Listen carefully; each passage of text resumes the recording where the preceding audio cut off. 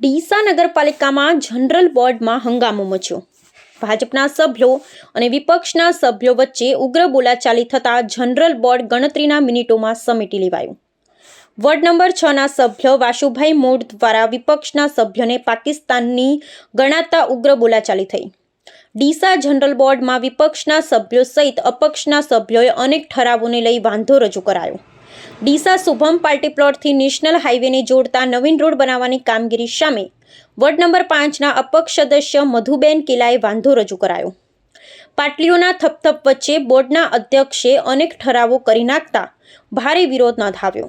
ડીસા નગરપાલિકાના જનરલ બોર્ડમાં પાકિસ્તાનનું નામ આવતા મામલો બીછ્યો। ડીસા નગરપાલિકા પ્રમુખ નીતાબેન ઠક્કર મીડિયા દ્વારા પૂછવામાં આવેલા પ્રશ્નોના જવાબ આપ્યા ખટક્યા। ડીસા નગરપાલિકા જનરલ બોર્ડમાં કયા મુદ્દા લેવામાં આવ્યા એ બાબતે પ્રમુખ ખુદ અજાણ હોય એવું મીડિયાના પ્રશ્ન ઉપર જવાબ આપવા ઉપરથી લાગ્યું। સાધારણ સભા મળી જેમાં અંદાજે 18 કરોડ રૂપિયાના વિકાસ કાર્યોને આ સભામાં બહાલી આપવામાં આવી। સાથે સાથે ડીસા નગરની જૂની ઓળખ પુનઃ પ્રસ્થાપિત થાય, ડીસા શહેરના મુખ્ય પ્રવેશ માર્ગોની બ્યુટિફિકેશન થાય તેવા આયોજનો આગામી સમયમાં કરવામાં આવનાર છે। ડીસા નગરને વિકસિત ડીસા બનાવવા માટે આપણું શહેર સ્વચ્છ અને સુંદર બને તેમજ ડીસાના નગરજનોની સુખાકારી વધે તે માટેના આયોજનો કરવામાં આવનાર છે। આવા અનેકવિધ આયોજનો આ સભામાં કરવામાં આવ્યા છે। પણ કેટલા મિનિટ બોર્ડ ચાલ્યું અને કેટલી ચર્ચાઓ થઈ? તમારે શું વચ્ચે બોલવા તમને પૂછું છું કેટલા અને શું ચર્ચા થઈ? બોર્ડ 10 મિનિટ ચાલ્યો અને અલગ અલગ બોલી શકે એવું કંઈ નહીં। બેન શેનો હોબાળો હતો? કેમ વિરોધ પક્ષના સભ્યો હોબાળો? 10 મિનિટ બોર્ડ ચાલ્યું એમ કે પણ કયા કયા મુદ્દાઓની ચર્ચા થઈ? શહેરના વિકાસ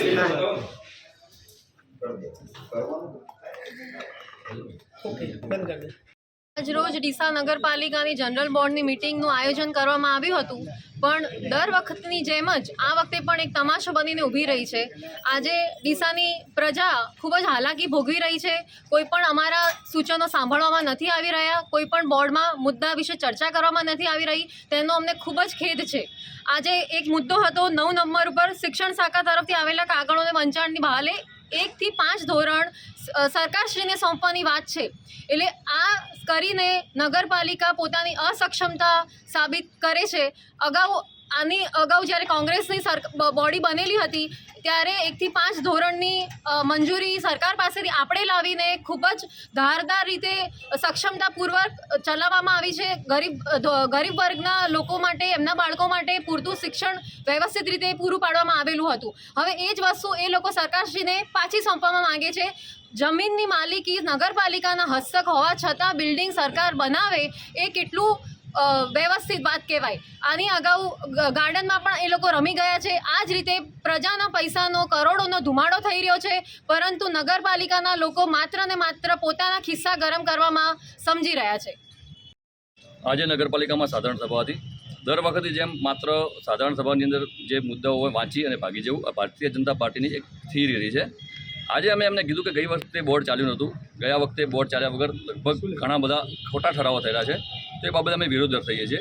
આ વિરોધ જ્યારે હું દર્શાવતો હતો ત્યારે આજુબાજુના જે ભારતીય જનતા પાર્ટીના સદસ્યો હતા એ ખોટો હોબાળો કરતા હતા। એટલે મેં એમને પ્રેમથી કીધું કે તમે હોબાળો ના કરો, તો એ ઉગ્ર થઈ ગયા। ઉગ્ર થઈ અને મારા વિશે ગમે એમ બોલવા મળ્યા। એમને મને પાકિસ્તાની જેવો શબ્દ વાપર્યો। હું ભારત માતાનું સંતાન છું, હું રાષ્ટ્ર માટે સમર્પિત થઈ જાઉં, મારો જીવ, મારું માથું માં ભારતી માટે આપવા માટે હું તૈયાર છું। એવા સમયે આવા ખરાબ શબ્દો વાપરી અને એમની જે હલકી ગુણવત્તાની જે માનસિકતા છે એ ક્ષતિ કરે છે। ખરેખર આ રીતે જનરલ બોર્ડ સભા ચાલતી હોય, ખોટી દાદાગીરી કરવાની હોય, આ બધું કોને છે? આ કોણ પાકિસ્તાની કોણ છે એ પહેલાં એ તમે નક્કી કરો, બરાબર? આવા અપશબ્દો વાપરવા, પછી એમના નજીકના સ્વજનો હોય એ અમને એમ કે અમે જોઈ લઈશું, કરશું, આ તે છે। ભાઈ તમે મારું શું જોઈ લેશો? મારી સાથે ડીસાની જનતા છે, તમે મારો વાળ વાંકો નહીં કરી શકો। એટલે તમે આવી કોઈ ખોટી ભ્રમણામાં રહેતા હો તો ભૂલી જજો। મને તમે ખાલી એક આંગળી અડાડો, ડીસાની જનતા તમારો હાથ કાપી નાખે ભાઈ। એટલે તમે એવી કોઈ ખોટી બબલમાં રહેતા નહીં। ડીસાની જનતા અમારી સાથે છે, ડીસાની જનતાનો સાથ અમારી સાથે છે। એટલે તમે હવે તમારા માટે 1 જ વર્ષ છે લોકશાહી ઢબે, તમે તમારી સત્તા ઉપર છો। 1 વર્ષ પછી તમારા ચણા મમરાય નહીં આવે। તમે બધા તમારી જે સત્તા છે ને એમાં લોકોની ડિપોઝિટ જશે। લોકો બિચારા છેલ્લા 2 વર્ષથી 5 વર્ષથી થાકી ગયા છે.